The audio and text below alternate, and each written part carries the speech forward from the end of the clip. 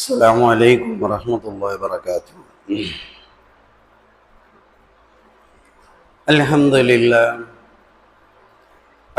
لله الذي هدانا لهذا نحمده ونستعينه ونستغفره ونؤمن به ونتوكل عليه ونعوذ بالله من شرور أنفسنا ومن سيئات أعمالنا من يهد الله فلا مضل له ومن يضلله فلا هادي له. أشهد أن لا إله إلا الله وحده لا شريك له وأشهد أن سيدنا ونبينا مولانا محمدا عبده ورسوله أما بعد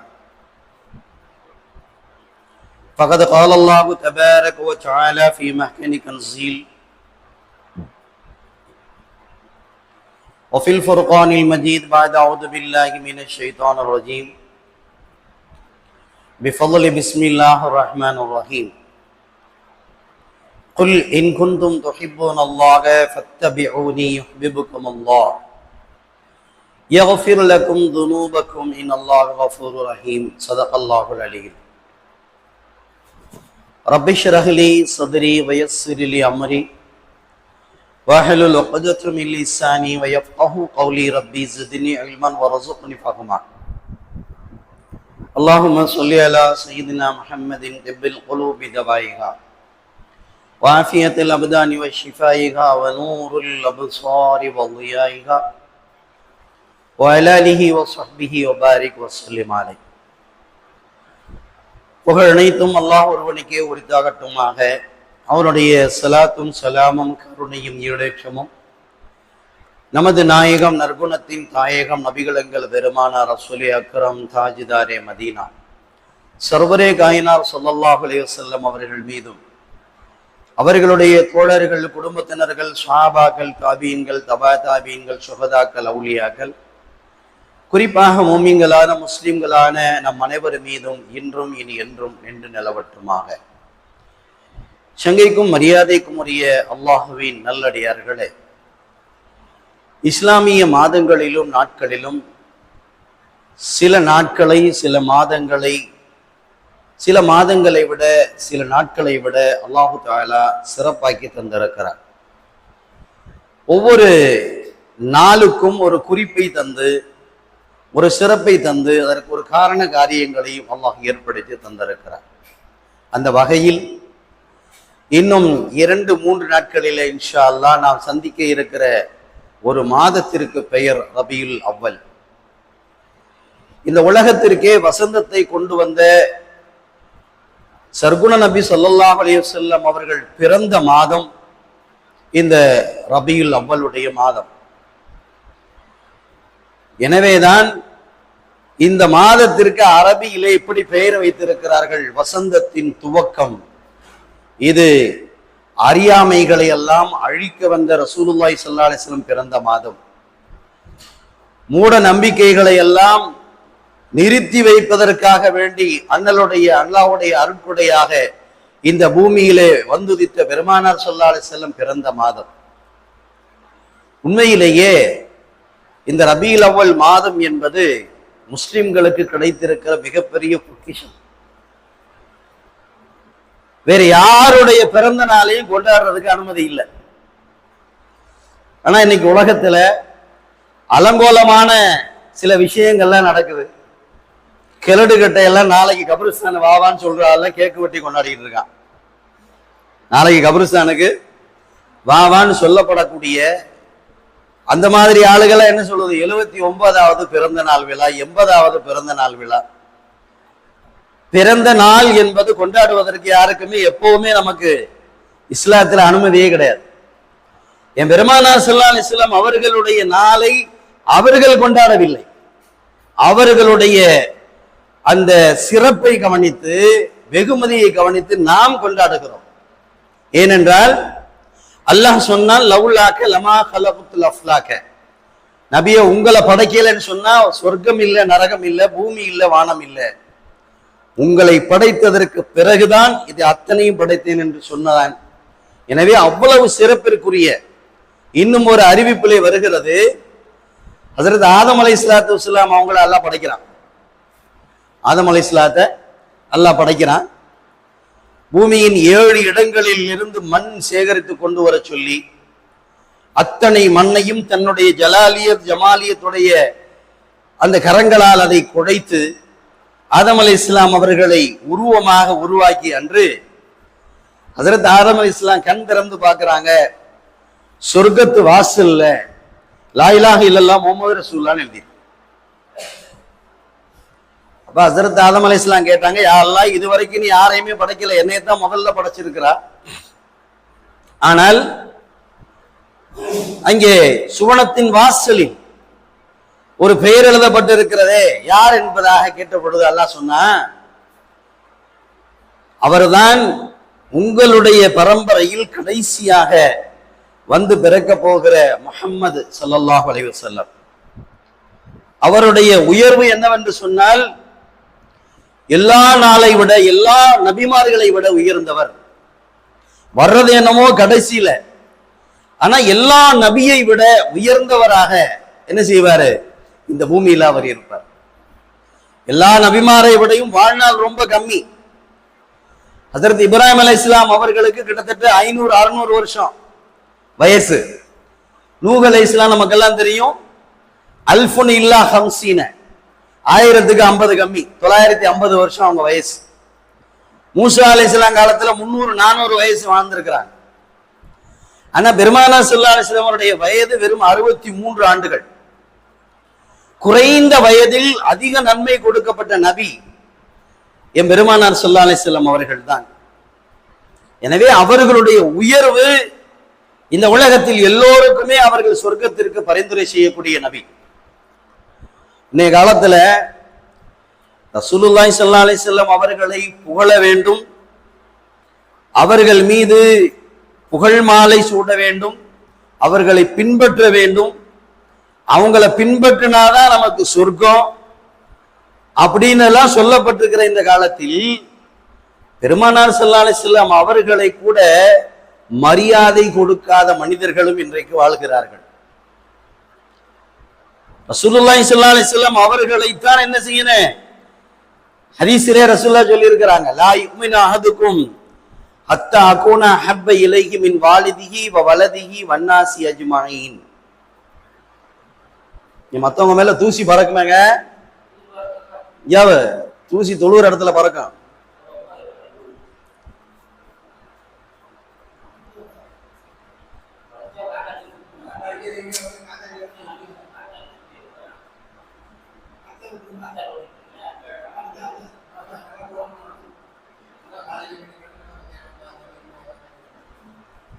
ரசூலுல்லாஹி ஸல்லல்லாஹு அலைஹி வஸல்லம் அவங்க சொல்றாங்க, லா யுமினு அஹதுக்கும் ஹத்தா அகூன அஹப்ப இலைஹி மின் வாலிதிஹி வ வலதிஹி வன்னாசி அஜ்மஈன்.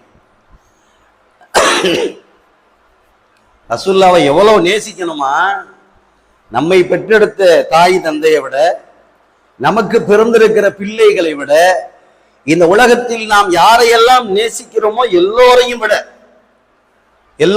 யாரை நேசிக்கணும், ரசூலுல்லாஹி ஸல்லல்லாஹு அலைஹி வஸல்லம் அவர்களை நேசிக்கவில்லை என்றால் என்னுடைய ஈமான் முழுமை அடையாது. லா யுமினு அஹதுக்கும்னு ரசூலுல்லாஹ் சொல்றார். அப்ப எவ்வளவு நேசிக்கணும், என்னுடைய மனைவி மக்கள், என்னை பெற்றெடுத்த பெற்றோர்கள், இந்த உலகத்தில் நான் யாரையெல்லாம் நேசிக்கிறனோ எல்லாரையும் விட அதிகமா ரசூலுல்லாஹ்வை நேசிக்கணும். அப்ப இன்றைக்கு ரசூலுல்லாஹ்வை நம்ம பின்பற்ற வேண்டியதில்லை, ரசூலுல்லாஹ்வை புகழ வேண்டியதில்லை. ஒரு குரூப் இன்னைக்கு சொல்றான் ரசூலுல்லாஹ் மேல மௌலுது ஓத வேண்டியதில்லைன்னு. மௌலுதுன்னு சொன்னா என்ன தெரியுமா, மௌலுத் அப்படிங்கிற அந்த அரபி வார்த்தைக்கு என்ன அர்த்தம் என்றால் பிறந்த நாளுடைய வாழ்த்து. இன்னைக்கு சொல்றான், இவனை விட வயசான கூட வயசா இருந்துச்சுன்னா என்ன சொல்றான், வாழ்த்த வயதில்லை வணங்குகிறோங்கிறான். அடிக்கிறானா இல்லையா, வாழ்த்த வயதில்லைன்னா அப்ப ஏன்டா வாழ்த்துல போக வேண்டியதானடா. ஏதாவது ஒண்ணு சொல்ல அவன்கிட்ட சில்லறையா வாங்கணும், ஏதாவது ஒண்ணு சொல்லி, உனக்கு நான் பேனர் வச்சிருந்தேன் எனக்கு காசு பண்ண அடிச்சுட்டு சாவுறான். உண்மையிலே பிரியமெல்லாம் இல்லை. உண்மையிலே இந்த உலகத்துல யாராவது பின்பற்றவங்க பிரியமானவனா இருந்தா அவன்கிட்ட காசு வாங்குறதுக்கு ஏன் போய் வரிசையில் நிக்கிறான். வாழ்த்த வயதில்லை வணங்குகிறோம், தலைவரே நான் பேனர் வச்சு எனக்கு 500 ரூபா கொடுங்க. இது மானங்கெட்ட வேலையா இல்லையா? இது பிரியமா? இது பிரியமா? உங்களுக்கு நான் பெருசா பேனர் வச்சிருந்தேன், எனக்கு 2500 ரூபாய் கொடுங்க, அவன்கிட்ட பிச்சை எடுக்கிறதுக்கு ஏப்பா நீ போய் நிக்கிறா? ரசூலுல்லாஹ் சொன்னாங்க, லா யுமினு அஹதுக்கும், உன்னை பெற்ற தந்தை, நீ பெற்ற பிள்ளை எல்லோரையும் விட என்னை நேசிக்காதவரை நீ ஈமான் கொண்டவன ஆக முடியாதுன்னாங்க ரசூலுல்லாஹ். என்னென்னமோ பேசுறாங்க ரசூலுல்லாஹ் பத்தி. நம்மள மாதிரி அவங்களும் ஒரு மனுஷன், அல்லாஹு அக்பர், நம்மள மாதிரி அவங்களும் ஒரு மனுஷங்கிறாங்க. இல்லையே, இந்த உலகத்திலேயே 4 பெண்மணிகளை சிறந்தவர்கள் சொர்க்கவாதிகள் என்று ரசூலுல்லாஹ் சொல்லுவாங்க. 4 பெண்கள். ஒன்னு மரியம் அலைஹிஸ்ஸலாம்,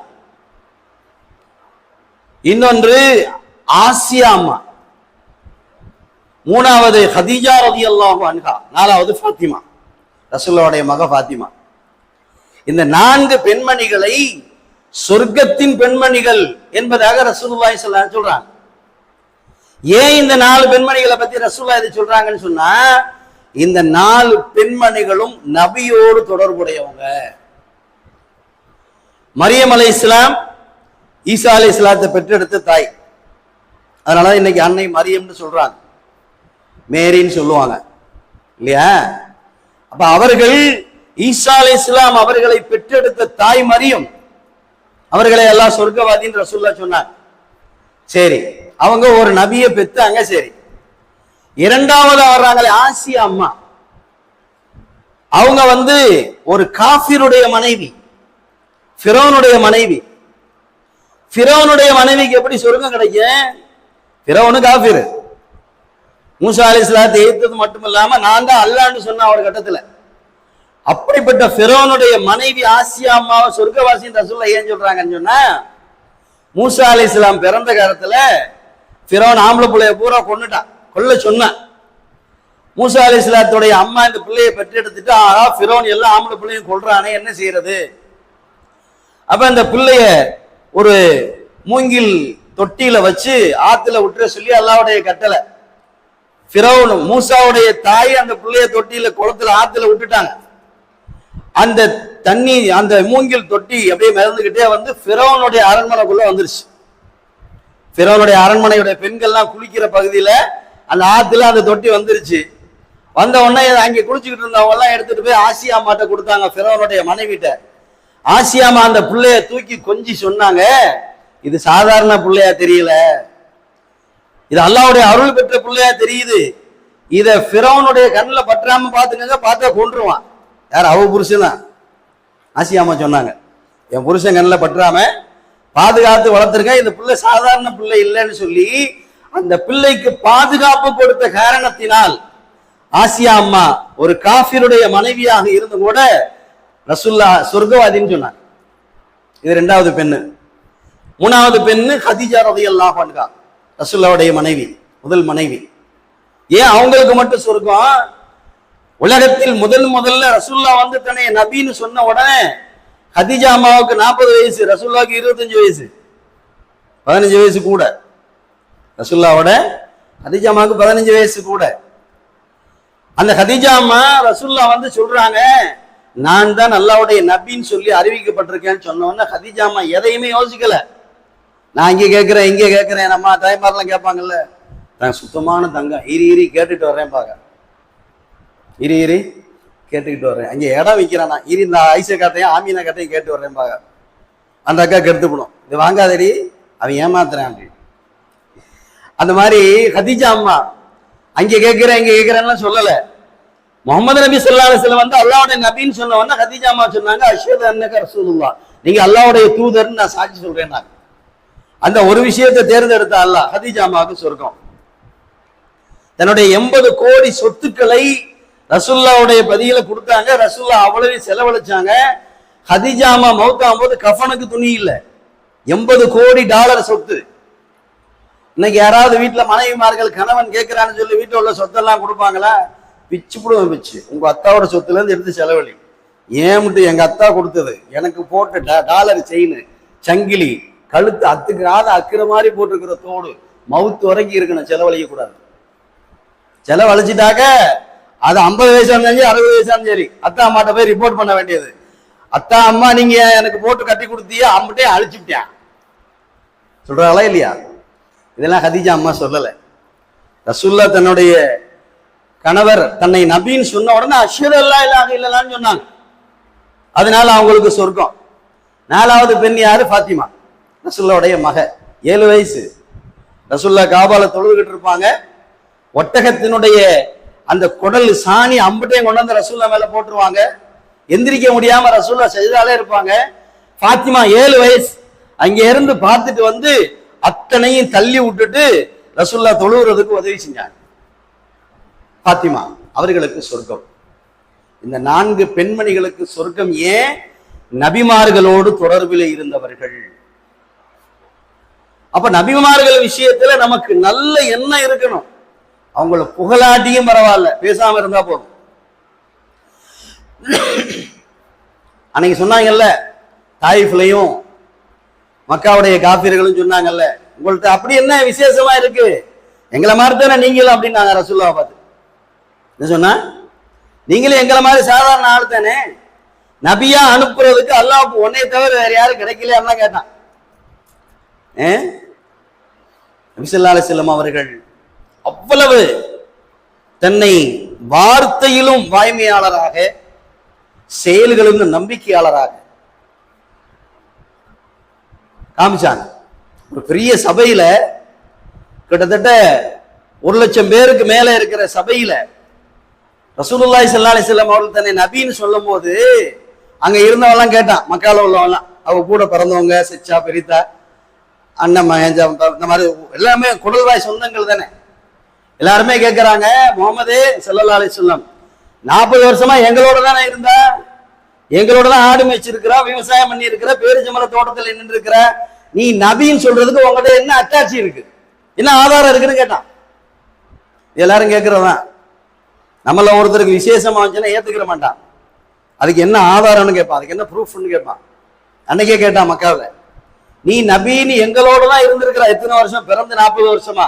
நேற்று வரைக்கும் நபின்னு சொல்லல, இன்னைக்கு நபின்னு சொல்றீங்க, அதுக்கு என்ன ஏதாவது ஒரு ஆட்டாட்சி ப்ரூஃப் இருக்குதான்னு சொல்லி கேட்டான். இப்ப ரசூலா திரும்பி கேட்டாங்க, 40 வருஷமா நீங்க என்னை பார்த்திருக்கிறீங்கல்ல, நான் பிறந்தது முதல் என்னை நீங்கள் பார்த்திருக்கிறீர்கள். இந்த 40 ஆண்டுகளில் நான் எங்கேயாவது பொய் சொல்லி பார்த்திருக்கிறீர்களா? எல்லாரும் சொன்னா இல்ல, நீங்க பொய் சொன்னதே இல்ல. சரி, யாருடைய பொருளையாவது நான் அநியாயமாக அபகரித்துக் கொண்டதை பார்த்திருக்கிறீர்களா? இல்ல. யாரையாவது அத்தியாவசியமாக அனாவசியமாக ஏசி பேசி நீங்கள் பார்த்திருக்கிறீர்களா? இல்ல. அடுத்து கேட்டாங்க, என்னை துன்புறுத்தியவர்கள் யாரையாவது நான் பழி வாங்குறதை நீங்க பாத்தீங்களா? எதுவுமே. இது ஒண்ணு பத்தாதா? இது ஒண்ணு பத்தாதா நான் அல்லாஹ்வுக்கு நெருக்கமானவன் என்று சொல்லி சபையில யாருமே எதிர்த்து பேசல. 1,00,000 பேர் உட்கார்ந்துருக்கான், 1,00,000 பேர் உட்கார்ந்துருக்கான், யாருமே எதிர்த்து பேசல. பெருமானார் ஸல்லல்லாஹு அலைஹி வஸல்லம் கேட்டது இதுதான். இதுக்காக நாம என்ன செய்ய முடியாது? பாண்டு பேப்பர்ல கையெழுத்து போட்டுலாம் வாங்கிட்டு வர முடியாது. என்னுடைய நடத்தை உங்களுக்கு முன்னால் திறந்த புத்தகமாக இருக்கிறது. என்னுடைய 40 ஆண்டு கால வாழ்க்கை உங்களுக்கு முன்னால் திறந்த புத்தகமாக இருக்கிறது. நீங்க ஏத்துக்கிட்டா உங்களுக்கு நல்லது, இல்லைன்னா அதை பத்தி நான் வந்து பேச விரும்பல, உங்களை நான் வந்து மல்லு கட்டாலாம் விரும்பல. இது சத்திய மார்க்கம், நான் அல்லாஹ்வுடைய தூதர். இது சத்திய மார்க்கம், அல்லாஹ்வுடைய தூதர். ஒரே ஒரு சின்ன சம்பவம் சொல்லிக்கலாம். ரசூலுல்லாஹ் சொன்னாங்க, திருடுனா கையை வெட்டணும், திருடுனா கையை வெட்டணும். இன்னைக்கு சவுதியில நடக்குது. இந்த எல்லாம் பண்ணாங்க, இப்ப பண்றாங்களா என்னன்னு தெரியல. ஆனா கையை வெட்டல, விரலை வெட்டுவாங்க. கவர்மெண்ட் என்ன செய்யுது, கொஞ்சம் சலுகை கொடுக்கலான்னு சொல்லி விரலை வெட்டிடுவாங்க. நம்மால போய் அங்கே அத்தாள் பொருளை கை வச்சு விரலை வெட்டிட்டு இங்க வந்து என்ன சொல்லுவான், மிஷின்ல கையை விட்டாமா கௌரவமா. என்ன சொல்லுவான், அங்கே போய் திருடி இருப்பான், விரலை வெட்டியிருப்பாங்க. இங்க வந்து என்ன சொல்லுவான், என்ன மாப்பிள்ள கையை காண, மிஷின்ல கையை விட்டேம்மா. ஏன்னா ஒட்டையை மேய்க்கிறதுல நீ எங்கடா மிஷின்ல கையை விட்டா? நபி ஸல்லல்லாஹு அலைஹி வஸல்லம் சொன்னது ஃபக்தஉ ஐதியஹுமா, திருடுனா கையை வெட்டணும்.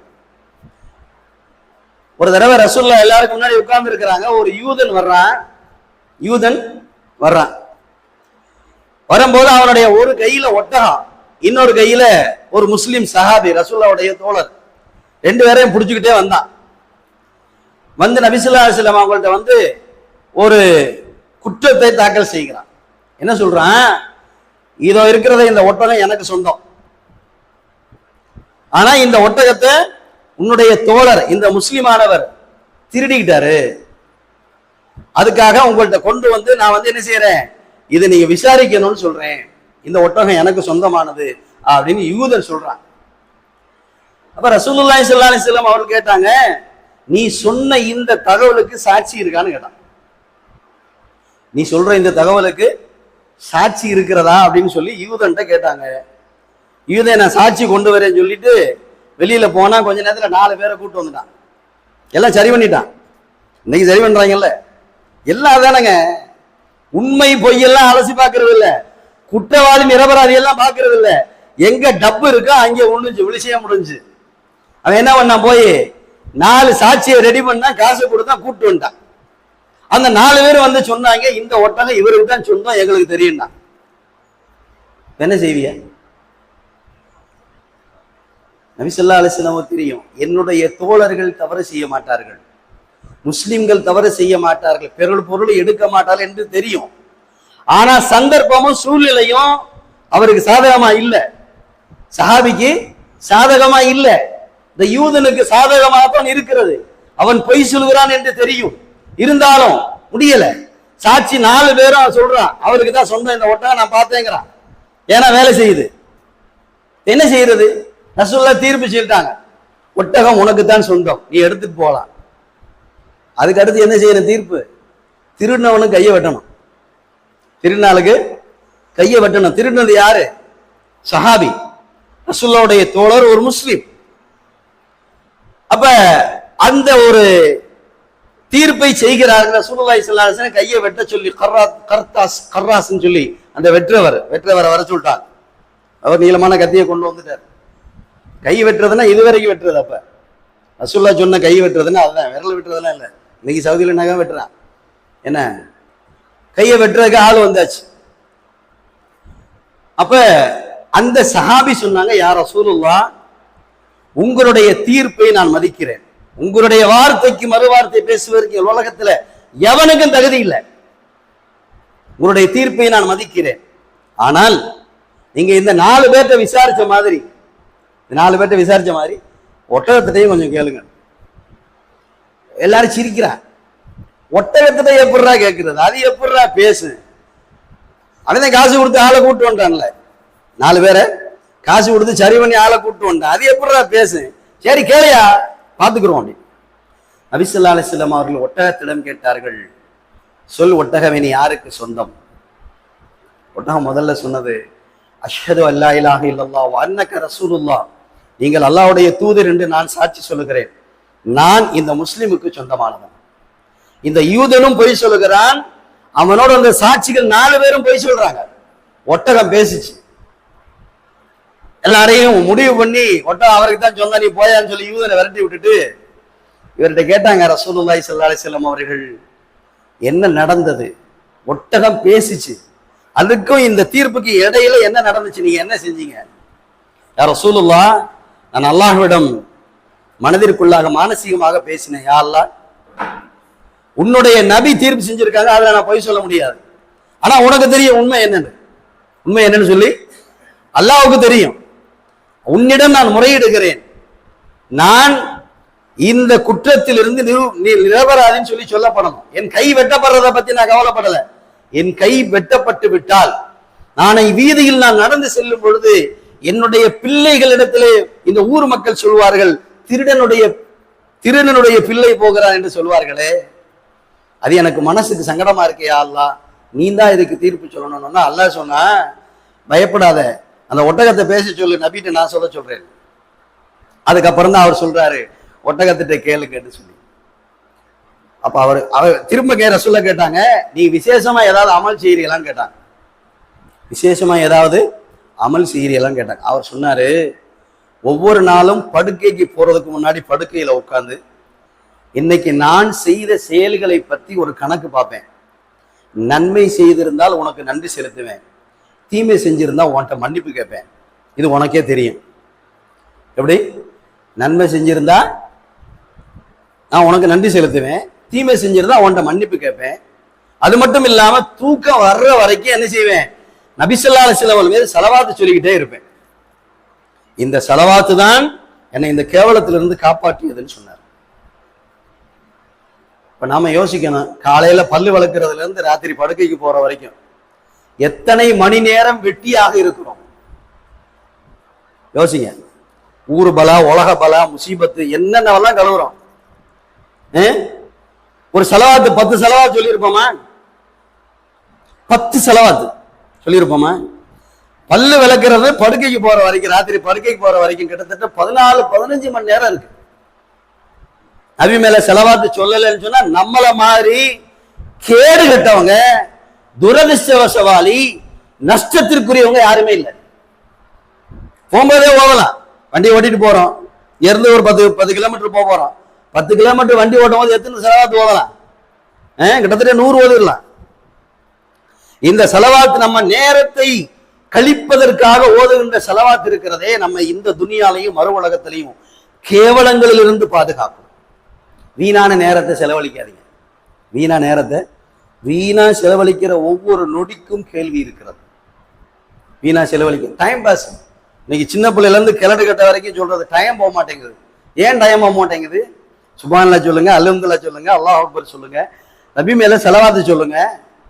வெட்டியா ஊரு கதை, ஊரு பலா பேசி சண்டை வம்பு தானங்க வரும். யாரை பத்தியாவது பேசினா அவன் சண்டைக்கு வருவானா இல்லையா?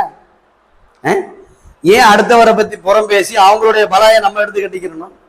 கிடைக்கிற நேரங்களில் அல்லாஹ்வை திக்ரு செய்யணும், ரசூலுல்லாஹ்வை ஸலவாத் சொல்லணும். அதுல இந்த வருஷம் ரபீஉல் அவ்வல்ல விசேஷம் என்ன தெரியுமா? வர திங்கக்கிழமை ரசூலுல்லாஹ்வுடைய பிறந்த நாள். மாசம் வருது, ரபீஉல் அவ்வல்லுடைய மாசம் திங்கக்கிழமை வருது. திங்கக்கிழமை வந்து மௌலித் ஓதிடுவோம்.